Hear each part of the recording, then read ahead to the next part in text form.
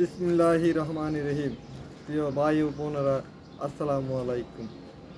আজ আমার 21শে ফেব্রুয়ারি আন্তর্জাতিক মাতৃভাষা দিবস।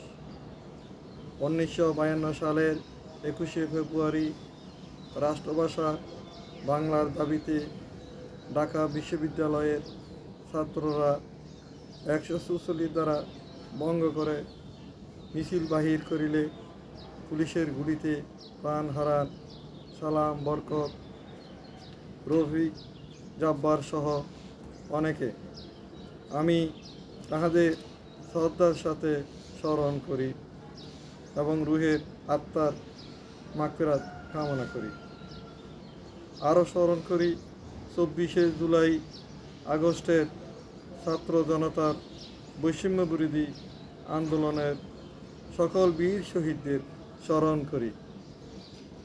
আরও যারা আহত বা পঙ্গু হয়েছে তাহাদের সুস্বাস্থ্য দীর্ঘায়ু কামনা করি। আরও স্মরণ করি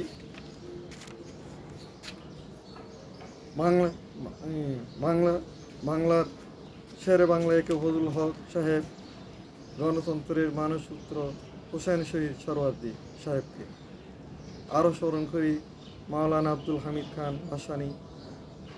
আরও স্মরণ করি বর্তমান ছাত্র জনতার আন্দোলনের সফল সরকার ডক্টর ইউনূস সাহেবকে অভিনন্দন জানাই।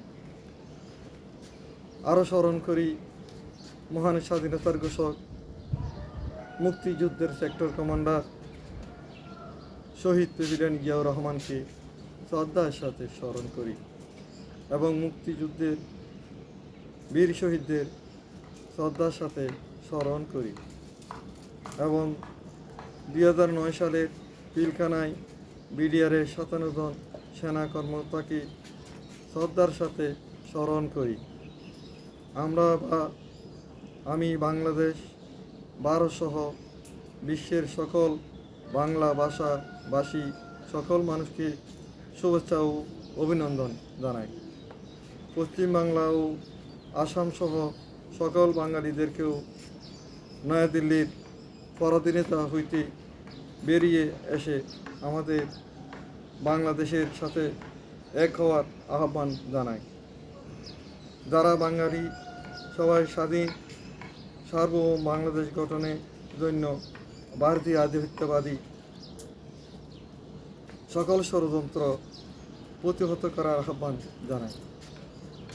প্রিয় ভাই ও বোনেরা, বাংলাদেশ জাতীয়তাবাদী দল বিএনপির চেয়ারপারসন দেশনেত্রী বেগম খালেদা জিয়ার রোগ মুক্তি কামনা করি। বাংলাদেশ জাতীয়তাবাদী দলের ভারপ্রাপ্ত চেয়ারম্যান তারুণ্যের অহংকার জনাব তারেক রহমান বীরের বেশে বাংলাদেশে আসবে ইনশাআল্লাহ। পতিত স্বৈরাচার ফাঁসিবাদী শেখ হাসিনা সহ সকল দোষরদের বিচারের দাবি জানাই। বাংলাদেশ জাতীয়তাবাদী দল জিন্দাবাদ, বেগম খালেদা জিয়া জিন্দাবাদ, জনাব তারেক রহমান জিন্দাবাদ, শহীদ জিয়া মরহুম, বাংলাদেশ জিন্দাবাদ। আল্লাহ হাফেজ।